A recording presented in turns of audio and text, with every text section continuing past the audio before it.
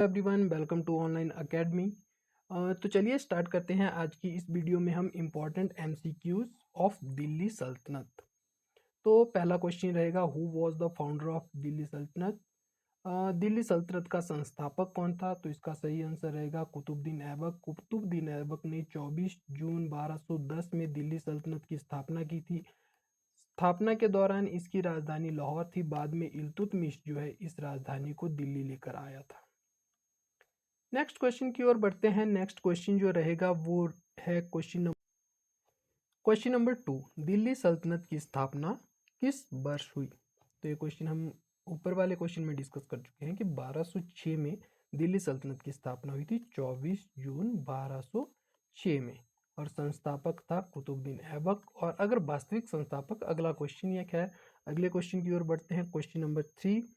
तो question number 3 जो रहेगा, दिल्ली सल्तनत का वास्तविक संस्थापक कौन था? तो दिल्ली सल्तनत का वास्तविक संस्थापक था इल्तुतमिश। इल्तुतमिश को क्यों माना जाता है? देखिए, आप कोई काम करते हैं, कोई एम्पायर बनाते हैं या कोई कंपनी स्टार्ट कर रहे हैं, तो आपने कंपनी, बहुत बड़ी कंपनी स्टार्ट कर दी, लेकिन वो इंटरनली जो है ऑर्गेनाइज्ड नहीं होगी, संगठित नहीं होगी, तो आप कितने भी बड़ा एम्पायर खड़ा कर लीजिए, एक दिन ऐसा आएगा ही जिस दिन वो गिरने वाला होगा।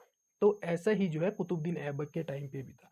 कुतुबुद्दीन ऐबक, उसके बाद उसका पुत्र हुआ आराम शाह, लेकिन इतना ज़्यादा वो जो है मतलब एक अयोग्य प्रकार का शासक था, तो उसकी हत्या कर इल्तुतमिश बैठा। इल्तुतमिश ने न केवल आर्थिक रूप से बल्कि राजनीतिक रूप से और साम्राज्य विस्तार के माध्यम से जो है दिल्ली सल्तनत को काफ़ी हद तक मजबूत किया था। तो इसीलिए जो है इल्तुतमिश को वास्तविक संस्थापक माना जाता है। कौन सा?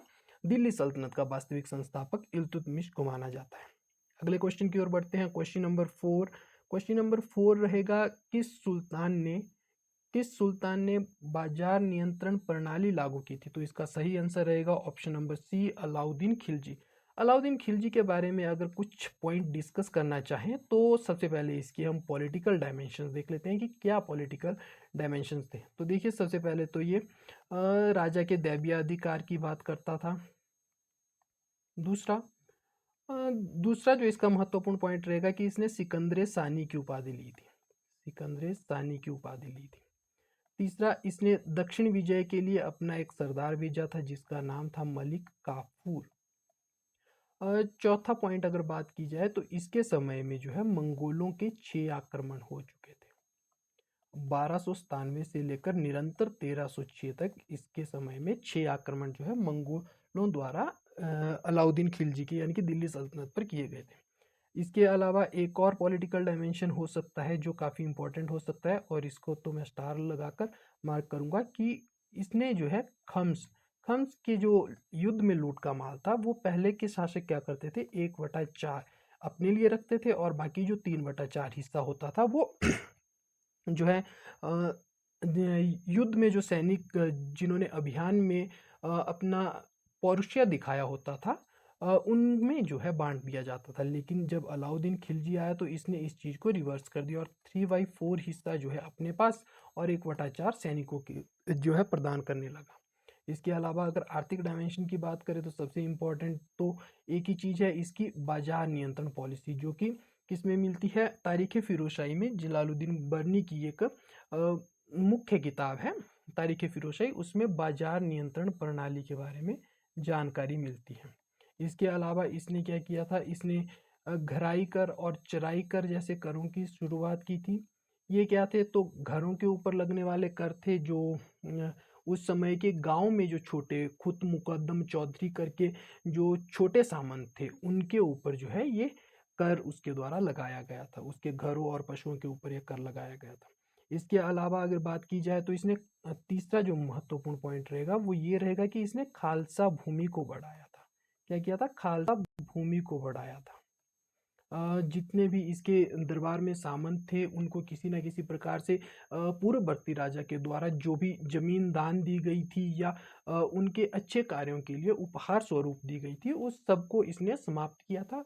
और उसके बाद क्या किया था इसने, उसको जो है राज्य के सीधे नियंत्रण में लाया गया था। खालसा भूमि का सीधा सा मतलब है ऐसी भूमि जो राज्य के नियंत्रण में हो, और प्लस इसका जो इम्पोर्टेंस है कि ऐसी भूमि जो राज्य के, एक तो राज्य के कंट्रोल में हो और उसका सारा राजस्व जो है राज्य को प्राप्त हो, यानी कि सीधा केंद्र के पास आए, यानी कि सुल्तान के पास इसका सीधा जो है सारा का सारा कर सुल्तान के पास है।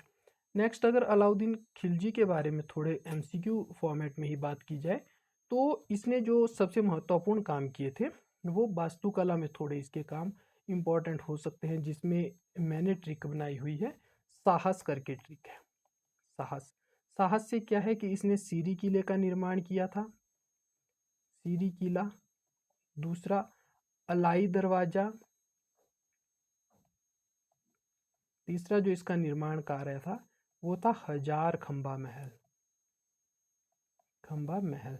और चौथा अगर स से बात की जाए तो स से तो नहीं था, लेकिन वो था ज, यानी कि साहज की जगह मैंने साहस किया, तो जमायत खाना मस्जिद इसका चौथा निर्माण कार्य था। इसके अलावा इसने जो है सैनिकों का हुलिया लिखना स्टार्ट किया था और घोड़ा दागने की भी व्यवस्था शुरू की थी, ताकि किसी प्रकार के जो मतलब क्या था कि सेना में तो जब भर्ती करवाने की बारी आती थी तो सैनिक तो कोई और भर्ती होता था, लेकिन बाद में किसी दूसरे को अपने स्थान पर भेज दिया जाता था। तो उससे क्या होता था कि जो काबिल व्यक्ति पहले सैनिक के रूप में चुना गया था राज्य के द्वारा, अ, वो उस सेना में जब युद्ध का समय आता था तो किसी और को अपनी जगह, जो फिट नहीं होता था उसको अपनी जगह भेज देता, तो उससे सेना कमजोर होती थी। और वैसा ही जो है घोड़ा दागने की व्यवस्था थी कि घोड़े अरब और ईरान की तरफ से मंगवाए जाते थे, मध्य एशिया की तरफ से मंगवाए, मध्य एशिया की साइड से मंगवाए जाते थे। लेकिन बाद में जब युद्ध के समय आता था तो युद्ध के समय में जो है घोड़े चेंज हो रखे होते थे, तो ऐसे में जो है ऐसा कुछ ना हो और सेना किसी भी हालात में कमजोर ना हो, तो इसने घोड़ा दागने और हुलिया लिखने की प्रथा स्टार्ट की थी। तो ये अलाउद्दीन के बारे में कुछ इंपॉर्टेंट फैक्ट्स थे। उसके बाद चलते हैं क्वेश्चन नंबर 5 की ओर। क्वेश्चन नंबर 5 है, दिल्ली का कौन सा सुल्तान ईश्वर की छाया जिले इलाही कहता था स्वयं को? तो कौन था वो? इसका सही आंसर रहेगा बलबन। बलबन बलबन का मानना था कि भाई देखिए अपने, क्योंकि ये क्या था, गुलाम था नासरुद्दीन मोहम्मद का, इसने अपनी पुत्री का विवाह नासरुद्दीन मोहम्मद से करवाया था। और जब नासरुद्दीन मोहम्मद की मृत्यु हो गई, या कहा जाए इतिहासकारों में तो विवाद भी है कि इसी ने जो है बलबन ने ही जो है नासरुद्दीन मोहम्मद की हत्या भी की थी या उसको जहर दिया था। तो ऐसा कुछ करके इतिहासकारों में विवाद है, लेकिन खैर उस साइड तो नहीं जाएंगे। लेकिन अभी तो इतना ही जो है कि जिले इलाही की उपाधि ली थी। और इसका मानना था, क्योंकि ये गुलाम था नासरुद्दीन मोहम्मद का, तो ये क्या करता था कि इसकी सत्ता को कोई चैलेंज ना कर सके कि भाई तू गुलाम है और शासक नहीं बन सकता, या तुझे गुलामी से आज़ाद नहीं किया है, तो ऐसा कोई प्रश्न चिन्ह खड़ा ना हो। तो इसलिए इसने स्वयं को आफरी शियाब का जो है वंशज कहना स्टार्ट कर दिया था, जिसको फारसी समाज में काफ़ी मतलब भगवान प्रकार का दर्जा प्राप्त है, तो उसका वंशज जो है अपने आप को माना करता था।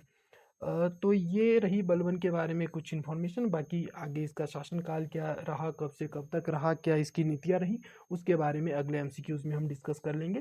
खैर अभी अगले क्वेश्चन की ओर बढ़ते हैं। अगला क्वेश्चन रहेगा क्वेश्चन नंबर 6। दिल्ली सल्तनत की एकमात्र शासिका कौन थी? तो दिल्ली सल्तनत की एकमात्र महिला शासिका कौन थी? उसका सही आंसर रहेगा रजिया सुल्तान।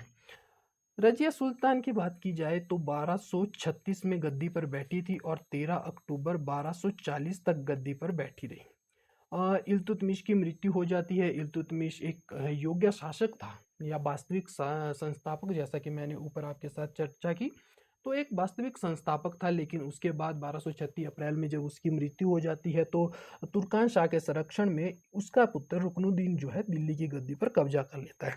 लेकिन माना जाता है कि बसीयत रजिया सुल्तान के पास थी। रजिया सुल्तान जो है जनता के पास लाल कपड़े पहनकर मस्जिद में जो है न्याय की मांग करती है, और जनता जो है विद्रोह करके महल पर कब्जा कर लेते हैं, और उस प्रकार रजिया का जो है शासिका के रूप में राज्याभिषेक होता है। तो ये सारी चीज़ें डिस्कस होती है। फिर उसके बाद कैसे उसने अमीर आखूर के पद जो है जलालुद्दीन याकूत को दिया था, और बहुत सारी चीज़ें तुर्कों को उसने स्पेशली सबसे बड़ा कदम जो रहा था उसने उसका वो था तुर्कों को शासन या सत्ता से विमुख करने का प्रयत्न किया था, विमुख करने का प्रयत्न किया था। तो ये थोड़ा इम्पोर्टेंट रह सकता है कि उसने बाकी शासकों की तरह तुर्कों को तुष्टीकरण की नीति नहीं अपनाई थी। उसके बाद जो नेक्स्ट रहेगा, अगला क्वेश्चन देखते हैं। खैर ये तो रजिया के बारे में बात रही।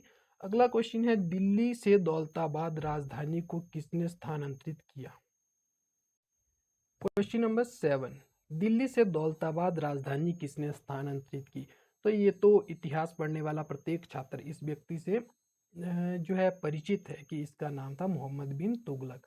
देखिए, मोहम्मद बिन तुगलक अभागा था या कहे मूर्ख था, जो भी था, ये विवाद का चर्चा है, सॉरी विवाद का मुद्दा है। इसमें ज़्यादा नहीं जाएंगे, कभी इतिहास के बारे में आपसे खुल के बातचीत हुई तो बात करेंगे कि अभागा था या दुर्भाग्यवश जो है इसके डिसीजन गलत हुए, या मतलब बहुत ज़्यादा एक्साइटेड अपने डिसीजन को लेके रहता था या अधीर था बहुत ज़्यादा, तो इसमें तो कभी बाद में बात करेंगे। लेकिन फिलहाल एमबीटी के बारे में कुछ महत्वपूर्ण क्वेश्चंस के बारे में बात करें तो देखिए, दोआब क्षेत्र में इसने क्या किया था, कुछ स्टेप्स थे इसके, जो दोआब क्षेत्र में इसने कर वृद्धि की थी। उसके बाद वहाँ अकाल पड़ा और बहुत सारी चीज़ें हुई। तो उसके बाद अमीर कोही डिपार्टमेंट स्टार्ट किया था। अगले क्वेश्चन में देखेंगे, वो भी इस एमसीक्यूज की इस वाली सीरीज में ऐड है। नेक्स्ट जो किया था इसने 1326 और 27 में दौलताबाद राजधानी ले गया था। तो यही क्वेश्चन है कि दौलताबाद राजधानी किसने स्थानांतरित की थी। इसके बाद इसने जो है टोकन करेंसी यानी कि सांकेतिक मुद्रा 1329 में शुरू की थी, 2930 में शुरू की थी। और इसके अलावा एक और अगर महत्वपूर्ण कार्य इसका देखा जाए या कहा जाए असफल कार्य, तो वो रहा खुरासान एवं कराचिल का अभियान। कहाँ का? खुरासान एवं कराचिल का अभियान जो रहा, एवं कराचिल का अभियान, सॉरी थोड़ा सा ठीक करें। तो एक और कार्य जो इसने किया था, खुरासान एंड कराचिल विजय, तो ये इसका फोर्थ कार्य था। ये अलग रहने दीजिएगा, और क्योंकि यहाँ पे सांकेतिक मुद्रा स्टार्ट की थी। चलिए नेक्स्ट क्वेश्चन की ओर बढ़ते हैं। अगला क्वेश्चन है क्वेश्चन नंबर 8, टोकन मुद्रा किसने शुरू की थी? तो अभी हमने डिस्कस किया, मोहम्मद बिन तुगलक ने 1229 और 1230 के मध्य जो है टोकन मुद्रा स्टार्ट की थी। तो इसका सही आंसर रहेगा ऑप्शन नंबर सी, मोहम्मद बिन तुगलक। नेक्स्ट क्वेश्चन है, तुगलकनामा किसने लिखी थी? तो तुगलकनामा जो किताब थी, ये किताब लिखी थी अमीर खुसरो के द्वारा लिखी गई किताब थी ये, तुगलकनामा अमीर खुसरो। ए ऑप्शन सही रहेगा इसका। नेक्स्ट क्वेश्चन की ओर बढ़ते हैं। तो अगला क्वेश्चन है क्वेश्चन नंबर 10, किस सुल्तान ने सिजदा और पैवूस की दरबारी परंपराएं शुरू की थी? तो इसका सही आंसर रहेगा सिजदा और पैवूस। देखिए, जो है जैसे कि मैंने डिस्कस किया कि बलबन स्वयं को मतलब धरती पर देवता के प्रतिनिधि के रूप में स्थापित करना चाहता, और इसका मानना था, एक्चुअल में क्या हुआ था कि बलबन से पहले इल्तुतमिश और बलबन के बीच में बहुत सारे अयोग्य शासक हुए, तो सुल्तान की जो गरिमा थी वो बहुत नीचे गिर चुकी थी। और इसी कालक्रम में जो है बलबन अपनी या सुल्तान पद की उस गरिमा को स्थापित करना चाहता था। भाई ऐसा ना लगे कि अमीर और सुल्तान एक ही है, तो उसी को मद्देनजर रखते हुए इसने जो है अमीरों को नीचा दिखाने के लिए सिजदा पैबूस की जो है नीति लागू की थी। तो इसका सही आंसर रहेगा ऑप्शन नंबर ए, बलबन। अगले क्वेश्चन की ओर बढ़ते हैं, क्वेश्चन नंबर 11। क्वेश्चन नंबर 11, एक सेकेंड। क्वेश्चन नंबर 11 है, किस सुल्तान ने दीवाने अर्ज पद की स्थापना की थी? तो इसका सही आंसर रहेगा बलबन। एक सैनिक विभाग था ये, तो इसका सही आंसर रहेगा बलबन। कुछ और विभागों की डिस्कस की जाए अगर कि सल्तनत काल के महत्वपूर्ण विभाग कौन कौन से थे, तो जैसे कि एक था दीवाने कोही, जिसकी स्थापना की थी मोहम्मद बिन तुगलक ने, दीवाने कोही, इसकी स्थापना मोहम्मद बिन तुगलक ने की थी। अगला था दीवाने बंदगान, ये दास विभाग था, ये दास विभाग था जिसकी स्थापना एफएसटी ने की थी, और दीवाने कोही जो है एमबीटी ने इसकी स्थापना की थी। अगला क्वेश्चन है क्वेश्चन नंबर 12। क्वेश्चन नंबर 12 देखें तो घोड़ों में दाग प्रणाली और सैनिकों की चेहरा प्रणाली किसने शुरू की थी? तो ये तो हम डिस्कस कर चुके हैं जब अलाउद्दीन के बारे में हम जान रहे थे ऊपर के क्वेश्चन में। तो घोड़ों की दाग प्रणाली और सैनिक की चेहरा प्रणाली किसने शुरू की? तो इसका सही आंसर रहेगा अलाउद्दीन खिलजी। अगला क्वेश्चन है, खिलजी वंश का संस्थापक कौन था? तो खिलजी वंश वास्तव में खिलजी वंश की स्थापना की अगर बात की जाए तो 1290 में हुई थी। खिलजी वंश की स्थापना कब हुई थी? 1290 ईस्वी में हुई थी। और किसने की थी? जलालुद्दीन खिलजी ने की थी। 1290 से लेकर 1296 तक जो है ये दिल्ली सल्तनत का सुल्तान रहा। अगला क्वेश्चन है क्वेश्चन नंबर 14, हौज खास जलाशय किसने बनवाया था? तो इसका सही आंसर रहेगा Alauddin Khilji. Option number B इसका सही आंसर रहेगा। क्वेश्चन नंबर 15, अलाउद्दीन खिलजी का दरबारी इतिहासकार कौन था? तो इसका सही आंसर रहेगा अमीर खुसरो। ऑप्शन नंबर सी। अमीर खुसरो जो है एक पटियाली नामक स्थान से था, और ये सूफी संत जो निजामुद्दीन औलिया हुए, निजामुद्दीन औलिया, निजामुद्दीन औलिया, इनका जो है ये कहें तो शिष्य था। निजामुद्दीन औलिया का शिष्य था। नेक्स्ट क्वेश्चन की ओर बढ़ते हैं। क्वेश्चन नंबर 16, सैयद वंश की स्थापना किसने की थी? तो सैयद वंश की स्थापना तुगलक वंश के बाद हुई थी, और स्थापना की गई थी खिज्र खान के द्वारा। ऑप्शन नंबर ए सही आंसर रहेगा इसका, खिज्र खान के द्वारा स्थापना हुई थी। और उसके बाद आता है who was the founder of Tughlaq dynasty? तो इसमें कोई विवाद का मुद्दा ही नहीं है, और ये तो सभी को पता है कि गयासुद्दीन तुगलक जो है तुगलक वंश का संस्थापक था। क्वेश्चन नंबर 17 का आंसर रहेगा option number A. Question number 18 देखें तो भारत में अरबी सिक्कों की शुरुआत करने वाला पहला सुल्तान कौन था? तो ये क्वेश्चन भी हम आप लोगों के साथ डिस्कस कर चुके हैं जब हम इल्तुतमिश के बारे में ऊपर के क्वेश्चन में डिस्कस कर रहे थे। तो इसका आंसर रहेगा ऑप्शन ए, इल्तुतमिश अरबी सिक्कों की शुरुआत करने वाला दिल्ली का पहला सुल्तान था, या भारत का पहला सुल्तान था। क्वेश्चन नंबर 19, किस दिल्ली सुल्तान ने संस्कृत ग्रंथों को फारसी में अनुवाद करवाया था? तो जैसा कि आप सभी को पता है 1365 में फिरोज तुगलक जो है कांगड़ा किले पर आक्रमण करता है, कांगड़ा रियासत पर आक्रमण करता है, और ज्वालामुखी फोर्ट से उसको 1300 संस्कृत किताबें जो है वो अपने साथ ले जाता है। उसको दलाइते फिरोजशाही नामक किताब के रूप में जो है फारसी अनुवाद करवाता है। तो इसका सही आंसर जो रहेगा ऑप्शन नंबर ए रहेगा। ऑप्शन नंबर ए इसका सही आंसर रहेगा, फिरोज शाह तुगलक। अगले क्वेश्चन की ओर बढ़ते हैं। Question number 20। क्वेश्चन नंबर 20, या तारीख फिरोजशाही पुस्तक के लेखक कौन थे? तो तारीख फिरोजशाही पुस्तक का लेखक था, जो इसका सही आंसर रहेगा Ziauddin Barani. Option number A. Question number 21 है, टर्म इक्ता इन दिल्ली सल्तनत रेफर टू? तो दिल्ली सल्तनत में इक्ता शब्द का अर्थ क्या है? दिल्ली सल्तनत में इक्ता शब्द का क्या अर्थ है? तो इसका सही आंसर रहेगा ऑप्शन नंबर बी, उमरा को दी गई भूमि। एक्चुअल में क्या था कि मान के चलिएगा होता क्या था कि जैसे ये दिल्ली सल्तनत का पूरा एम्पायर है, तो इसमें एक पर्टिकुलर भूमि जो है वो जो रहेगी वो सुल्तान के कंट्रोल में रहेगी। सुल्तान के कंट्रोल में रहेगी। इसका जो भी कर होगा या जो भी यहाँ इस भूमि पर निर्णय लिए जाएंगे वो डायरेक्ट सुल्तान के द्वारा लिए जाएंगे। लेकिन बाकी शेष भूमि जो है सुल्तान अपने जैसे जो, क्योंकि सुल्तान भी एक प्रकार से अमीर ही था, अमीर से थोड़ा सा प्रमोट होकर सुल्तान के पद पे बैठा होता था व्यक्ति, तो इतना ज़्यादा इनमें अंतर नहीं होता था। तो बाकी सुल्तानों को खुश करने के लिए उनको भी वेतन ना देकर भूमि का हिस्सा दिया जाता था, ताकि उनको ये फील हो सके कि भाई वो भी जो है किसी सुल्तान से अपने एरिया में कम नहीं है। बस यहाँ पे होता क्या था कि सुल्तान का जो ऑर्डर चलना होता था वो थ्रू गवर्नर्स चलता था। गवर्नर जो अमीर होते थे वो यहाँ के गवर्नर होते थे। तो इस पर्टिकुलर हिस्से को जो है नाम दिया जाता था इक्ता। तो इक्ता क्या है? उमरा को दी गई भूमि। तो ये कॉन्सेप्ट आपको आई होप क्लियर होगा। नेक्स्ट क्वेश्चन की ओर बढ़ते हैं। Question number 2, which Delhi which Delhi Sultanate ruler tried to establish a department of agriculture, दीवाने को ही, to improve cultivation? तो ये क्वेश्चन तो हम आपके साथ ऊपर डिस्कस कर चुके हैं एमबीटी को जब हम पढ़ रहे थे। तो इसका सही आंसर रहेगा Mohammad bin Tughlaq. Option number B.